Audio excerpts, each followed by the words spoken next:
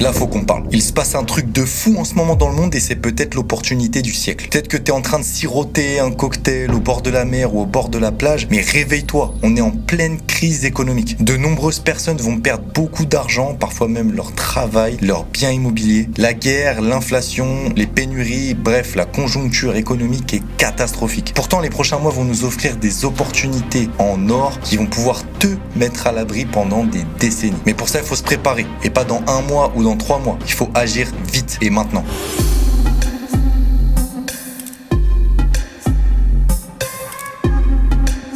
Si tu regardes cette vidéo, t'es bien tombé parce que je vais t'expliquer comment t'en sortir. Et même comment profiter de cette opportunité qui va se présenter qu'une seule fois dans ta vie. Et ouais, je pèse pas mes mots. C'est dans les périodes de crise que les meilleures opportunités se créent et surtout que les meilleurs investisseurs naissent. Allez, on est parti pour en parler.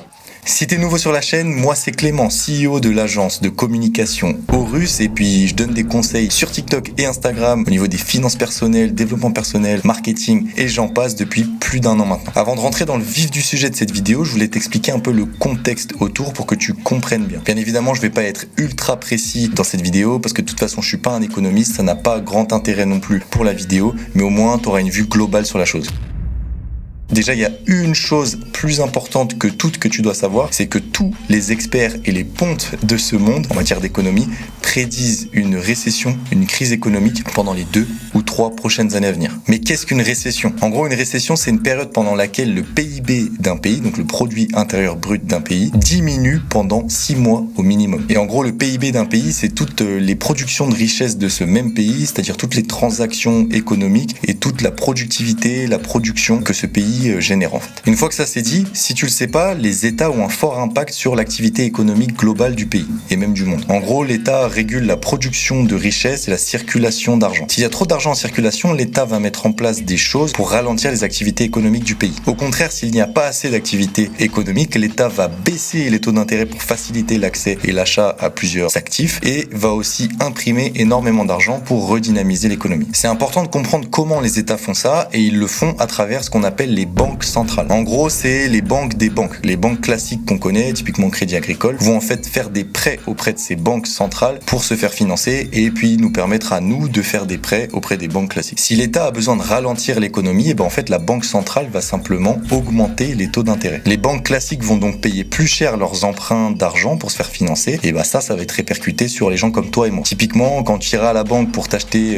une voiture ou faire un prêt immobilier, ben ça va te coûter plus cher. Maintenant, on passe au deuxième élément de cette explication, celui qui est à l'origine de cette crise et dont tout le monde parle, l'inflation. L'inflation, c'est la perte de valeur d'une monnaie vis-à-vis du prix des produits. Concrètement, ça veut dire que les prix des choses qu'on achète quotidiennement augmentent. Et donc, bien évidemment, qu'avec le temps, ces choses-là nous coûtent plus cher. Typiquement, ces derniers temps, on a pu voir jusqu'à plus 30% sur le prix de l'essence, jusqu'à plus de 10% d'augmentation sur le prix du gaz. Et depuis 2020, le foyer moyen français dépense 200 € de plus dans les courses de première nécessité. Et ça, c'est en moyenne par mois. Bref, tout augmente. Pour calculer l'inflation, on a un outil de mesure qui s'appelle le CPI Index en anglais ou l'indice des prix à la consommation en français. Et il y a des rapports qui sont faits tous les mois par les experts de l'État, les analystes de l'État, avec un CPI qui nous donne un peu l'augmentation et l'inflation du mois. En France, sur le mois de juin, on était à 5,6% d'inflation et en zone euro, donc en Europe, on était à plus de 8%. Et alors aux États-Unis, alors là c'est catastrophe, j'en parle même pas, au mois de juin on était à 9,1% d'inflation. Maintenant, ces chiffres affolants, en fait ils ont une origine. Et je sais pas si t'es comme moi, tu veux oublier dans ta tête les 2 années de Covid, mais en fait pendant ces 2 années, on a vécu sous perfusion de l'État. Les États, ce qu'ils ont fait, c'est qu'ils ont fait que d'imprimer, ils ont imprimé beaucoup trop d'argent pour relancer et stimuler l'économie, parce qu'en fait tout était arrêté, on pouvait plus voyager, il y avait plus d'économie du tourisme, il y avait plus rien, tout était fermé, donc ils ont imprimé.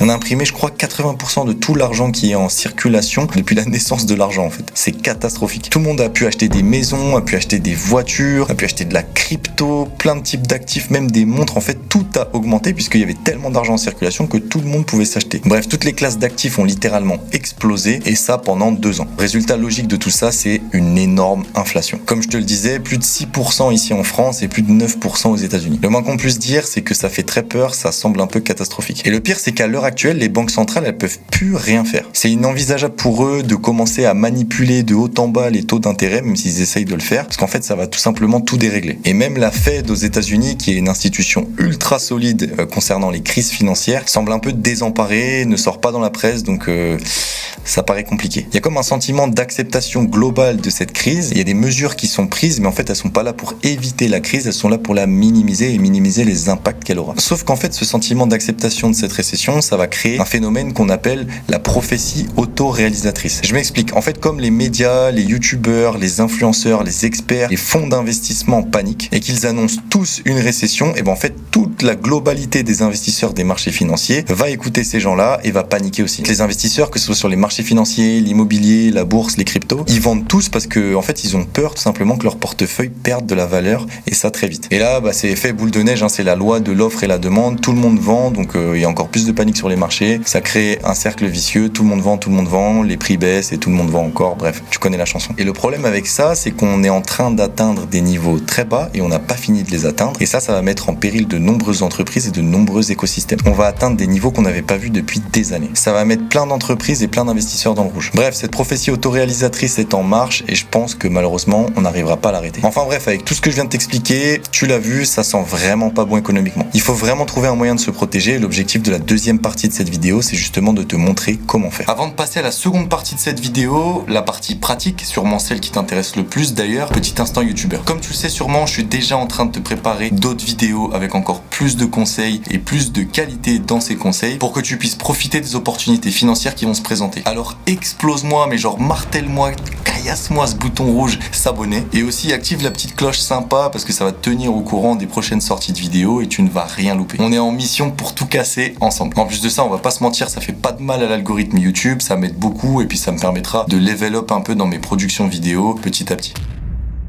Allez, c'est parti pour que je te donne les méthodes pour profiter de cette crise économique. Parce que les malins vont en profiter alors que les autres vont en souffrir. Concrètement, ça va être la merde pour la majorité des personnes puisqu'elles vont paniquer en voyant tout ce qui se passe dans l'économie globale. Alors que les investisseurs comme toi et moi, on va pas paniquer. On va comprendre que cette crise financière, c'est potentiellement l'opportunité de notre vie et qu'on va en tirer profit. Bref, au moment où je tourne cette vidéo, la boss finale, Christine Lagarde, la directrice de la BCE, la Banque Centrale Européenne, a décidé d'augmenter les taux d'intérêt de 0% à 0,5%. Et en fait, ce move-là, il va se répercuter directement sur nous. Toutes sortes de prêts va coûter beaucoup plus cher et donc les gens vont forcément moins emprunter. C'est parti, la Fed et la BCE tirent sur les manettes et augmentent les taux d'intérêt. C'est parti d'ailleurs pour la baisse de dépenses des citoyens. Et qui dit moins de demandes pour la même offre, dit baisse de prix. Toutes les classes d'actifs vont commencer à coûter moins cher. L'immobilier, la bourse, la crypto, les montres, tout. Et c'est pour ça que la première chose que tu dois faire, c'est trouver du cash. Je t'explique. En fait, les riches vont bénéficier de cette crise économique et ils le font à chaque crise économique parce qu'ils ont du cash disponible. Ils ont accumulé ce cash pendant les 3 dernières années puisqu'en fait, l'argent était gratuit partout, il y en avait partout. Et maintenant qu'ils ont su l'accumuler, ce cash, ils le gardent bien au chaud. Ils sont prêts à le dégainer lorsque les prix des actifs vont être au plus bas dans 12 à 18 mois. Et on voit déjà un peu ces tendances dans les cryptos et dans le marché des montres, par exemple, puisqu'en fait, c'est des marchés à tendance baissière et je pense qu'on n'a pas fini de voir ça baisser. Et le marché de l'immobilier plonge toujours à peu près 12 à 18 mois après la plongée du marché boursier. Donc prépare-toi à avoir des opportunités s'ouvrir en immobilier aussi. Donc il faut que tu aies du cash pour pouvoir profiter de ces opportunités dans 12 à 18 mois. Parce qu'on va avoir des niveaux de valeur de ces actifs qui vont être très bas par rapport à ce qu'ils valent vraiment. Et la première manière de faire du cash, ça va être de vendre tout ce que tu as et dont tu ne te sers pas. En fait, tout ce que tu possèdes mais que tu pourrais vendre,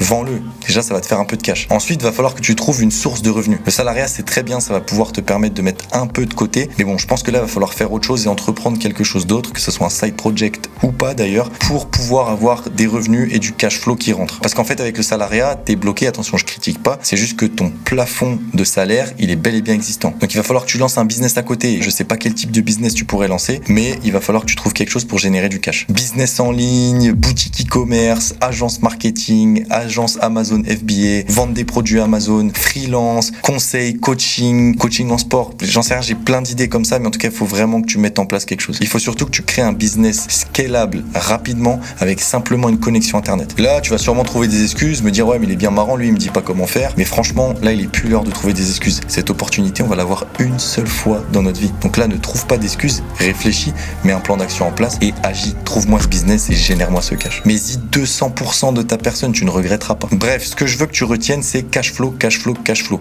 Et une fois que tu as accumulé ce cash, sois ultra radin avec toi-même. Ne dépense dépenses rien, chaque euro compte, parce qu'en vérité, si tu y réfléchis bien, tu vas poser 1 euro qui pourra se transformer en 3 euros, tu pourras le démultiplier, et ça avec tous les euros que tu auras en ta possession si tu fais profit des opportunités qui vont se présenter à toi. Donc sois patient et surveille les opportunités qui vont se présenter dans les 12 à 18 mois qui viennent, toujours avec ton cash prêt à le dégainer. Après avoir trouvé le moyen d'accumuler du cash, tu ne vas pas laisser ton argent dormir bien au chaud sur ton compte bancaire. Bien évidemment, on va faire autre chose. Parce que petite parenthèse, si ton argent est en train de dormir sur ton livret A en ce moment, tu te fais rouler dessus. Bien évidemment, ils vont augmenter le taux du livret A à 2%. Il me semble que c'était au mois de juin qu'ils l'ont augmenté à 2%, mais franchement, c'est ridicule. En laissant ton argent en banque, en fait, tu perds au minimum 4% à l'heure actuelle. Donc, tu perds de l'argent en le laissant dormir sur ton livret A. Qu'est-ce que tu devrais faire avec ce cash maintenant que tu te l'es procuré? Elle est là la question. Moi, j'ai ma petite idée. Avant de te parler ce que moi, je vais faire avec mon portefeuille pour profiter de cette crise financière, je te rappelle absolument que je ne suis pas un conseiller financier. Tout ce que je dis dans cette vidéo, c'est basé sur mes connaissances, mes entreprises, sur mes recherches. Ça n'engage que moi, il faut bien évidemment que tu fasses tes propres recherches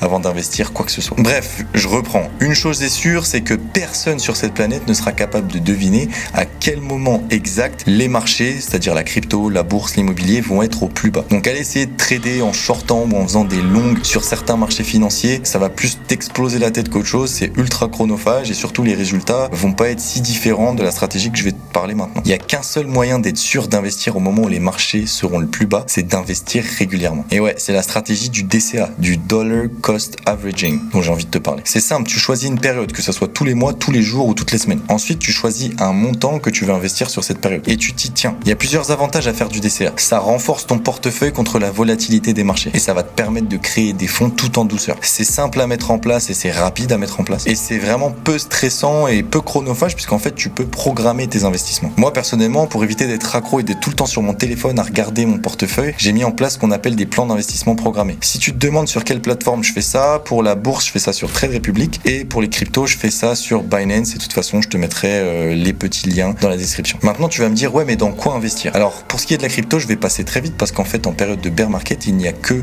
les projets avec des fondamentaux ultra solides, éprouvés, sur lesquels il faut investir. Donc, Ethereum, Bitcoin et potentiellement Solana, Polygon, ça se tient. Moi, personnellement, ce que je fais, c'est que je fais une répartition de 60% de Bitcoin, 30% d'Ether et 10% de reste. Maintenant, pour ce qui est de la bourse, la meilleure manière d'obtenir des bons rendements et de faire du DCA de manière diversifiée, c'est via les ETF, tu sais, les groupements d'actions. Par exemple, le S&P 500, il regroupe les 500 plus grosses entreprises américaines. De cette manière, tu mets pas toutes tes billes sur une seule entreprise d'un seul secteur, parce qu'on l'a vu pendant le Covid, par exemple, avec le secteur du tourisme. Dans les crises, il y a certains secteurs qui sont beaucoup plus affectés que d'autres, et si jamais, par malchance, tu investis dans ces secteurs-là, tu vas perdre tout ton portefeuille, alors que si tu investis, tu diversifies via les ETF, tu lisses les risques, en fait. Personnellement, je vais m'orienter sur des ETF S&P 500, donc les 500 plus grosses entreprises américaines, et Nasdaq, les entreprises un peu plus tech, parce que je pense qu'il y a un fort potentiel et que c'est des entreprises solides. Et pour diversifier encore plus ton portefeuille et le préparer, le mettre OP au max pour cette crise, il y a aussi les investissements immobiliers qu'il faut pas négliger. Donc en fait, ce que je fais, c'est que j'investis un peu de la même manière que le DCA, en bourse et en crypto, mais sur l'immobilier. Et ça, je le fais à travers, par exemple, les SCPI. Les SCPI, c'est des grosses sociétés qui gèrent des parcs immobiliers. Et en fait, ces sociétés, elles me reversent des loyers qu'elles perçoivent au prorata de ce que j'ai investi. Ça tourne aux alentours d'entre 3% de rendement annuel jusqu'à 6, 7, voire 8% au max. Et je te conseille aussi d'aller checker les plateformes type Brix ou Realty, qui sont en fait des plateformes de tokenisation immobilière. C'est un peu le même principe qu'une SCPI, sauf qu'en fait, tu vas acheter des fractions du bien. Et à la différence d'une SCPI, quand ces biens vont apprécier, c'est-à-dire qu'ils vont prendre de la valeur,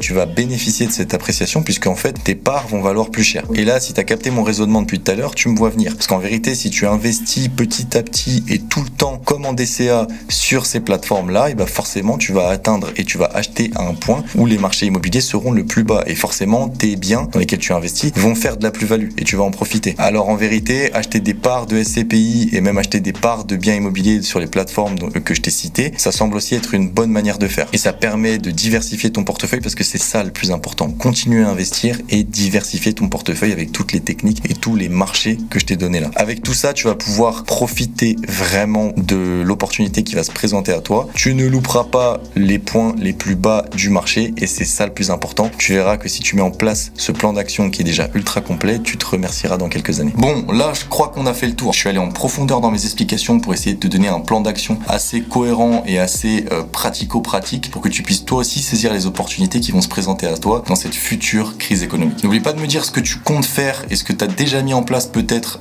dans les commentaires, comme ça je peux aller checker ça et puis les autres aussi peuvent s'en inspirer. Explose-moi encore une fois ce petit bouton rouge s'abonner pour qu'on puisse vivre encore plein d'aventures et plein d'opportunités financières ensemble et qu'on puisse en parler tranquillement sur cette chaîne. Bien évidemment, moi de mon côté, je continuerai à alimenter cette chaîne avec du contenu finance, mais pas que. Et si jamais tu as une question, tu peux me la poser directement sur mon Instagram qui va s'afficher quelque part à l'écran, je verrai ça au montage. Là-bas, je suis super réactif, je réponds vraiment à tous les DM et on pourra rentrer un peu plus en profondeur dans la discussion aussi. Si tu as des questions un peu plus pointues, c'est le meilleur moyen de me contacter. D'ailleurs, n'hésite pas aussi à aller me follow sur Instagram parce que je poste plein de trucs que je peux pas forcément poster sur YouTube étant donné que le format doit être long. Et il y a plein de petites actus que je poste là-bas, donc n'hésite pas à aller me follow, ça vaut le détour. On se retrouve pour une prochaine vidéo. En attendant, prends soin de toi, c'est ça le plus important. Et moi, je te souhaite force et honneur dans tous tes projets.